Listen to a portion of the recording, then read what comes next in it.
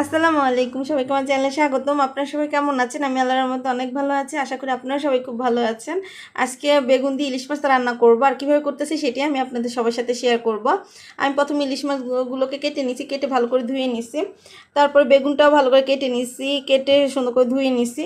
নেওয়ার পরে আমি এই যে এখানে পেঁয়াজ, কাঁচামরিচ, টমেটো দিয়ে মশলাটা ভালো করে কষে আগে মাছগুলোকে ঢেলে দিছি। ঢেলে একটু ওলটপালট করে নিতেছি, যাতে বেগুনের ভিতরে, মশলার ভিতরে মাছের গন্ধটা একটু ঢুকে। তাতে দেখা যাচ্ছে ইলিশ মাছ কষানো দিয়ে রান্না করলে খুব ভালো লাগে আমার কাছে সবগুলো তরকারি। এই যে দেখেন, এখন বেগুনটা দিয়ে দিতেছি। আপনারা যদি আমার ইউটিউব চ্যানেল নতুন হয়ে থাকেন তাহলে প্লিজ আমার চ্যানেলটা সাবস্ক্রাইব করে দিন, ফেসবুক পেজ থেকে ফলো দিয়ে, লাইক দিয়ে, শেয়ার করে অন্যকে দেখার সুযোগ করে দিবেন। এই যে আমি পরে বেগুনটা ভালো করে নেড়ে চেড়ে নিতেছি। নেড়ে চেড়ে সামান্য পরিমাণে ঝোল দিব, বেশি ঝোল দেওয়া যাবে না, কারণ দেখা যাচ্ছে বেগুনও খুব নরম আর কষানির মধ্যেই প্রায় অর্ধেক পরিমাণ সিদ্ধ হয়ে যায়। তাই অতিরিক্ত পানি দিলে দেখা যাচ্ছে যে অনেক নরম হয়ে যাবে।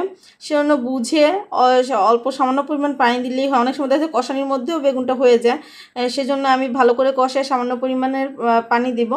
পানি দেওয়ার পরে এই যে দেখেন আমার বেগুন তরকারিতে হয়ে গেছে। দেখতে কেমন হয়েছে আপনার কমেন্টে জানাবেন। আর আপনারা যদি এইভাবে বেগুন তরকারিতে রান্না করেন খুবই মজা হবে। আসলে ইলিশ মাছ দিয়ে যে তরকারি রান্না করেন না কেন সেই তরকারি খুব মজা হয়।